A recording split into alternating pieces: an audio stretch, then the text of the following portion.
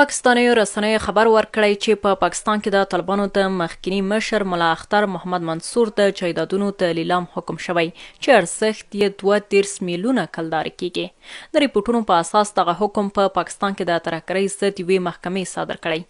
طالبان بیا وایي دغه ډول څرګندونې د دوی د مشرانو په تړاو د عامه اذهانو مغشوشول دي او هیڅ ډول حقیقت نه لري. موږ څومره چې تحقیقات کړي معلومات کړي دا هغه افواهات او پروپاګاندا چې په منظم شکل هڅه کیږي د اسلامي امارت د مشرانو پسې تهمت وتړل سي او په اړه ذهنیتونه مغشوش سي.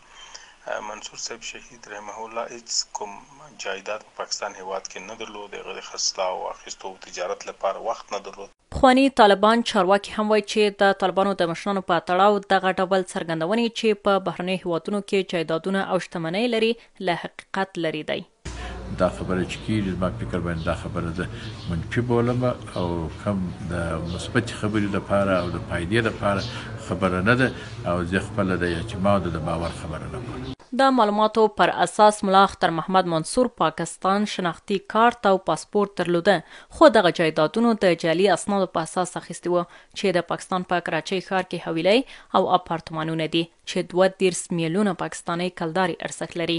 له ملا محمد عمر وروسته ملا اختر محمد منصور د طالبانو مشر وټاکل سو، خو په 2014 کال کې د پاکستان او ایران ګډې پولې ته څیرمه د امریکا په هوایي برید کې ووژل سو.